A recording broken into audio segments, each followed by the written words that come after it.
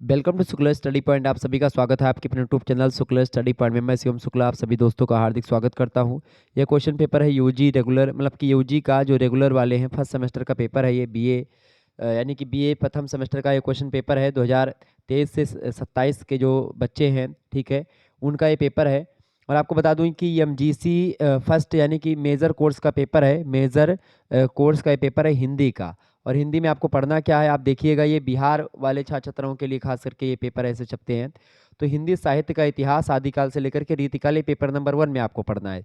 फिर इसके बाद में आपको पेपर 2 भी इसका मिलेगा। तो ये एमजीसी 1 है और इसके बाद में एमजीसी 2 भी आपको देखने को मिलेगा, ठीक है। तो उसके बारे में भी चर्चा करेंगे। 3 घंटे का पेपर है, 70 नंबर का पूर्णांक है। यहाँ पर निर्देश दिया गया है कि परीक्षार्थी यथासंभव अपने शब्दों में ही उत्तर दें और उपांत के अंक पूर्णांक के द्योतक हैं, खंड का अनिवार्य है। ये बात भी बताई गई है, ठीक है। खंड का ये जो है आपको अनिवार्य है, सारे प्रश्न करने हैं। निम्नलिखित वस्तुनिष्ठ प्रश्नों के उत्तर दीजिए। अब यहाँ पर 2-2 नंबर के एक एक प्रश्न है और बढ़िया तरीके से दिया गया है। ऑब्जेक्टिव प्रश्न है, 10 क्वेश्चंस आपको मिलेंगे, 2-2 नंबर के हैं और बहुत ही सहज प्रश्न पूछे गए थे। आपको बता दूं, अगर आपने हमारा वीडियो देखा होगा तो उसमें से आपको सारा क्लियर हो गया होगा, कोई दिक्कत नहीं हुई होगी। बीजक के रचयिता कौन है? चैतन्य नहीं है। अमीर खुसरो नहीं है बीजक के रचयिता। आगे है मुल्ला दाऊद, ये भी नहीं है। कबीरदास, बीजक के रचयिता कौन कौन है भैया? कबीरदास है। बीजक का कितना भाग है? बीजक के 3 भाग हैं। कौन कौन से 3 भाग हैं? एक है साखी, ठीक है, एक साखी भाग है। दूसरा कौन सा है? सबद है। दूसरा कौन सा भैया? सबद है। और तीसरा कौन सा है आपका? रमैनी है, ठीक है, समझ रहे हैं। साखी, शब्द का मतलब होता है शब्द, साखी का मतलब होता है साक्षी, रमैनी का मतलब रामायण। तो इस तरीके से ये आपका बीजक के जो है बीजक के रचयिता कौन है? कबीरदास हैं। दूसरा प्रश्न, पुष्टि मार्ग का जहाज। पुष्टि मार्ग का जहाज जात है जो कुछ लेना हो सो लेहु। ये किसने कहा था? गोस्वामी विट्ठलनाथ ने कहा था। किसको कहा था? प्रश्न ये पूछा गया है। तो कहा था सूरदास जी को। जब सूरदास जी का देहांत हो जाता है तो उस दौरान जो है पुष्टि मार्ग, मतलब चूंकि जो संस्थापक हैं खास करके जो है नाथ, मतलब क्या बोलते हैं उसको, अष्टछाप के कवि के संस्थापक हैं गोस्वामी विट्ठलनाथ, जो कि वल्लभाचार्य के पुत्र थे। और वल्लभाचार्य जी जो थे वो सूरदास जी के गुरु थे। तो सूरदास जी के गुरु के पुत्र विट्ठलनाथ जी, जो कि अष्टछाप के संग्रह करता थे और अष्टछाप के प्रमुख कवि थे सूरदास जी। तो उन्हीं सूरदास जी को विट्ठलनाथ जी ने, जब उनका देहांत हुआ, और उससे पहले भी पुष्टमार्ग का जहाज जो उनको उपाधि दिया थे, मतलब कि उन्होंने कहा था पुष्टमार्ग का जहाज है ये, सूरदास जी को कहा जाता था, उन्होंने कहा था विट्ठलनाथ ने।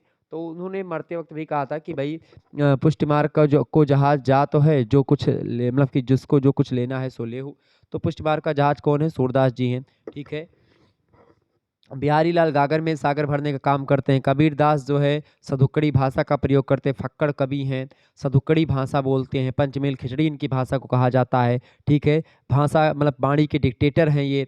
आचार्य हजारी प्रसाद द्विवेदी कहते हैं कबीरदास को। मीराबाई तो आप सभी को जानते हैं मीराबाई के बारे में, ठीक है। तीसरा प्रश्न आप देखेंगे, पद्मावत किसकी रचना है? पद्मावत की रचना चंद्रबरदाई की नहीं है, अमीर खुसरो की भी नहीं है, मलिक मोहम्मद जायसी बिल्कुल करेक्ट आंसर है। मलिक मोहम्मद जायसी की रचना पद्मावत किस भाषा में है? अवधी भाषा में है। किस शैली में है? मसनबी शैली में है, ठीक है। और कौन सी अवधी भाषा में है? तो ये ठेठ अवधी भाषा में है। सारी बातें मैंने आपको बताई होंगी, अगर आप लोगों ने देखा होगा तो ये भी आपका क्लियर। चौथा प्रश्न आपसे पूछा गया था, रामचरितमानस किस भाषा में है? मगधी नहीं, अवधी बिल्कुल अवधी भाषा में है। देखिए मागधी जो है, मगही और मैथिली और भोजपुरी, ये जो है आपकी जो बिहारी हिंदी है, उसी जो मागधी से, मागधी अपभ्रंश से बनी हुई है, ठीक है। अर्धमागधी से पूर्वी हिंदी की बोलियां बनी है।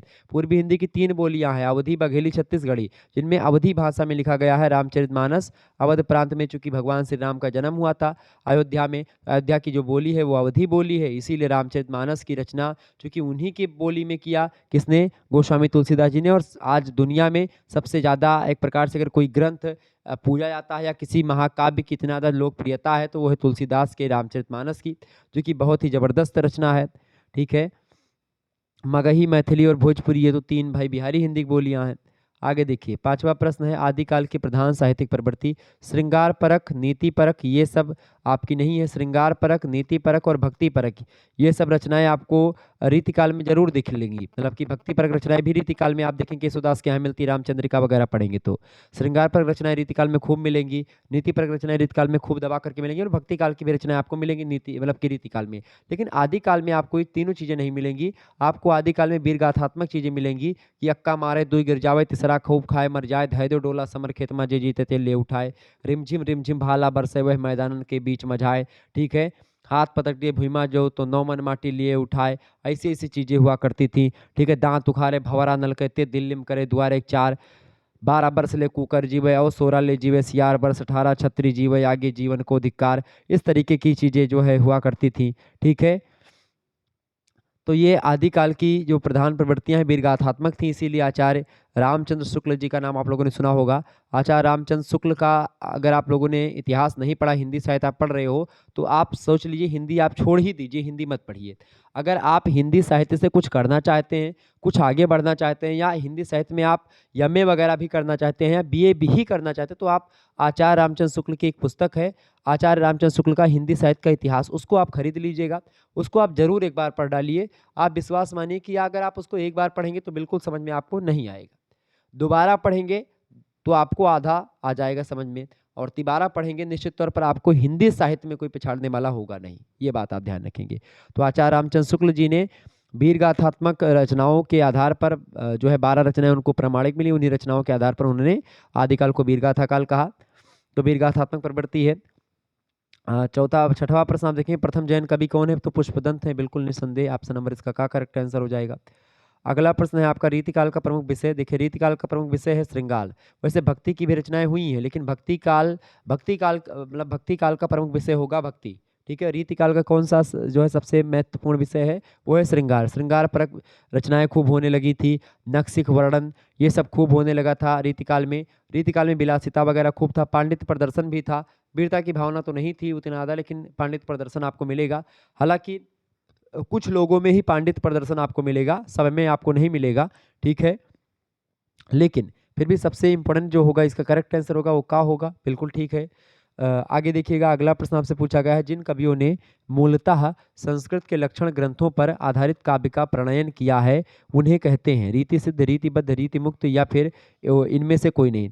तो भाई जिन कवियों ने मूलतः संस्कृत के लक्षण ग्रंथों पर आधारित काव्य ग्रंथों का प्रणयन किया है उसको हम रीतिबद्ध कहते हैं। 3 धारा है रीतिबद्ध। तो रीतिबद्ध में क्या होता है, जो रीतियों में बंद करके यानी लक्षण ग्रंथ और काव्य शास्त्र के हिसाब से लिखने वाले रचनाकार हैं, जैसे केशवदास वगैरह हो गए, वो रीतिबद्ध हैं। ठीक है, रीति सिद्ध में कि भाई रीतियों को जानते हैं, काव्य लक्षणों को जानते हैं, सारा उनको काव्य शास्त्र का ज्ञान भी है, लेकिन वो मुक्त होकर के रचनाएं लिखते हैं, जैसे कि इसमें बिहारी लाल को आप रख सकते हैं। ठीक है, रीत मुक्त मतलब घनानंद, आलम, बोधा, ये सब हैं कि मनमौजी है, जो मन में आ रहा है वो लिख रहे हैं, कोई काव्य शास्त्र का लफड़ा नहीं है, कोई लक्षण ग्रंथ का लफड़ा इनमें नहीं दिखता है। तो ये 3 धाराएं हैं। तो आपसे पूछा गया जो है लक्षण ग्रंथों पर आधारित काव्य का प्रणयन करते हैं वो है रीतिबद्ध के। ठीक है, केशवदास वगैरह। ऑप्शन नंबर इसका खा करेक्ट है। अच्छा, केशवदास की रचना को ही छंदों का अजायब घर कहा जाता है, रामचंद्रिका को।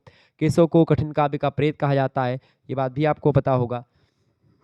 आगे देखिए, अगला प्रश्न है, बिहारी सस्सई किस कोटि का काव्य है? तो बिहारी सस्सई ना तो प्रबंध है, प्रबंध काव्य जैसे रामचरितमानस हो गया, ये सब प्रबंध काव्य है। मलिक मोहम्मद जैसी का पद्मावत हो गया, सब प्रबंध काव्य है। ठीक है, और खंड ना तो खंड काव्य है ये, ना ही एक गीत काव्य है, ये है मुक्तक काव्य। ठीक है, ऑप्शन नंबर गा करेक्ट है। चूंकि मुक्तक में रचनाएं जो दोहे लिखे जाते हैं बिहारी सस्सई में 713 दोहे जो है बिहारी सस्सई में है, और कुछ विद्वानों ने कहा कि इसमें 721 दोहे हैं, और कुछ ने 723 दोहों पर भी मोहर लगाई है। हालांकि 713 दोहे आपको अधिकतर जगहों पर मिल जाएंगे।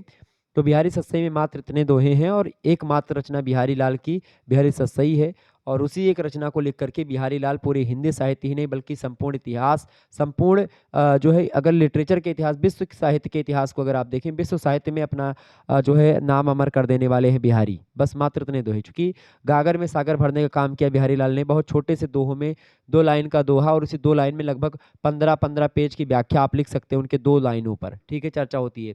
और उनके दोहों में आप देखें, कहत नटत रीझत खिजत मिलत खिलत लजियात, भरे भुवन में करत है नैनन ही सौ बात। या आप देखेंगे बिहारी लाल के लिए एक दोहा भी कहा जाता है कि जो है सत सैया के दोहरे जो नावक के तीर, देखन में छोटे लगे घाव करें गंभीर। तो यह सब चीज़ जो है बिहारी लाल के लिए कही जाती है। तो मुक्तक काव्य लिखा उन्होंने। आगे देखें, 10वां प्रश्न है, आदिकाल को चारण काल किसने कहा? तो आदिकाल को चारण काल डॉक्टर जॉर्ज गिरियर्सन ने कहा। ठीक है, ये बात ध्यान रखेंगे। आगे देखिएगा, पंडित रामचंद्र शुक्ल ने उसको वीरगाथा काल कहा था, ये बात भी ध्यान रखेंगे। लघु उत्तरीय प्रश्नों को आप देख लें। लघु उत्तरीय प्रश्नों की बात की जाए तो निम्नलिखित प्रश्नों में से किन्हीं 4 प्रश्नों के आपको उत्तर देने हैं। 5-5 नंबर का एक प्रश्न है, ये बात ध्यान रखेंगे। पहला प्रश्न है, आदिकालीन साहित्य के साहित्यिक परिस्थितियों का उल्लेख कीजिए। मैंने विस्तार से आपको साहित्यिक परिस्थितियों के बारे में, आदिकाल के बारे में बताया है। दूसरा प्रश्न आपसे पूछा गया नाथ साहित्य पर संक्षिप्त टिप्पणी करें। नाथ साहित्य पर भी मैंने चर्चा करी है, नवनाथों के बारे में बताया है, ठीक है। गोरखनाथ को बताया, गोरछपा उनका नाम भी गोरखनाथ का है, ठीक है। सभी के बारे में, लुइपा, तमाम लोगों के बारे में मैंने आपको बताया, नवनाथों के बारे में आपको चर्चा करी थी। निर्गुण भक्ति काव्य की समान विशेषताएं मैंने बताई। निर्गुण काव्य, निर्गुण भक्ति काव्य, सगुण भक्ति काव्य, ज्ञानासरी, प्रेमासरी, सब के बारे में मैंने आपको समझाया है। कृष्ण भक्त शाखा, राम भक्त शाखा, तो ये सब आपको बिल्कुल लिख देना चाहिए था। अगला है रीतिबद्ध और रीति मुक्त युक्त धारा, काव्य धारा में क्या अंतर है, इसको भी मैंने आपको बताया। रासो काव्य मतलब कि काव्य पर संक्षिप्त टिप्पणी करी, इस पर भी मैंने टिप्पणियां करी हैं। तो ये सब प्रश्न आपकी परीक्षा की दृष्टि से बहुत महत्वपूर्ण थे और आपकी परीक्षा में आ भी सकते हैं। निम्नलिखित पर संक्षिप्त टिप्पणियां लिखी, कौन, कबीरदास पर, सूरदास पर, बिहारी लाल पर। तो इन पे के बारे में आप थोड़ा थोड़ा शब्दों में लिख सकते थे, 50-50 शब्दों में तीनों के बारे में हो जाता आपका। खंडगा की अगर बात करें, खंडगा में आप देखिएगा कैसे प्रश्न, दीर्घ उत्तरीय प्रश्न है। इसमें कह रहा है निम्नलिखित प्रश्नों में से किन्हीं 3 प्रश्नों के उत्तर दीजिए। 10 नंबर का एक प्रश्न, 3 प्रश्न आपको करने हैं और लगभग 500-500 शब्द या 400-400 शब्द में आपको लिखना है। प्रश्न है, हिंदी साहित्य के इतिहास लेखन की परंपरा में नामकरण की समस्या की विवेचना करिए। इस पर मैंने चर्चा करी हुई है। और आगे देखिए, अगला प्रश्न है, आदिकालीन साहित्य की प्रमुख प्रवृत्तियों पर प्रकाश डालिए। इस पर मैंने चर्चा करी हुई है। आप ये सब वीडियो प्लेलिस्ट में आप देख पाएंगे। अच्छा, हिंदी साहित्य का जो पीडीएफ नोट्स वगैरह जो हैं हमारे पास, या जो कोर्स लॉन्च किया गया था सारे के सारे चीज़ों का, वो सब भी अवेलेबल आपका है। और उसके लिए भी मतलब मात्र आप लोगों के कहने पर ही 100 रुपये चार्ज रखा गया था। तो अभी भी वो कोर्स अवेलेबल है। जिनको कोर्स लेना है हिंदी साहित्य का, तो मात्र 100 रुपये में कोर्स ले सकते हैं आप। 91 61 93 60 62 ये मेरा व्हाट्सअप नंबर है, इसी पर आपको व्हाट्सअप करना है।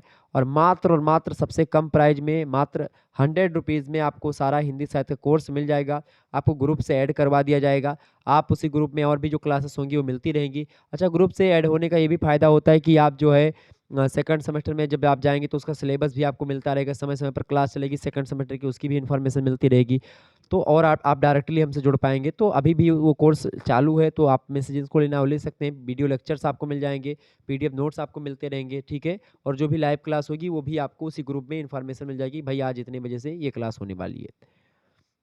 भक्ति काल को हिंदी साहित्य का स्वर्ण युग क्यों कहा जाता है, इस पर भी मैंने चर्चा करी विस्तार से, तो ये भाई आपका क्लियर होगा। सेपरेट वीडियो भी इस पर मैंने दी है। अगला प्रश्न, सगुण भक्ति धारा की विशेषताओं पर प्रकाश डालिए। सब विशेषताएं मैंने आपको बताई। सगुण भक्त शाखा की, कृष्ण भक्त शाखा, राम भक्त शाखा, सगुण के जो 2 पार्ट हैं उन दोनों के बारे में मैंने आपको समझाया था। ये भी प्रश्न आपका हो जाता। रीति काव्य की या रीति काल की प्रमुख धाराओं और उनके महत्वपूर्ण कवियों का वर्णन कीजिए। तो ये सब प्रश्न बहुत ही हल्के थे, बहुत ही सरल पेपर था आपका। कोई कुछ ज़्यादा ऐसा पेपर नहीं आया था जो कि आपको मैंने पढ़ाया ना हो। मैंने सारे के सारे प्रश्न आपके जो आए हैं इसमें मेरे द्वारा बताए गए मॉडल पेपर से ही आए हुए हैं। तो आप एक बार फिर से मॉडल पेपर को देख लीजिएगा, महासंग्राम वीडियो को देख लीजिएगा। आपका सारा डाउट क्लियर हो जाएगा, सारी टेंशन आपकी दूर हो जाएगी। धन्यवाद, मिलते हैं नेक्स्ट वीडियो में। बहुत बहुत धन्यवाद।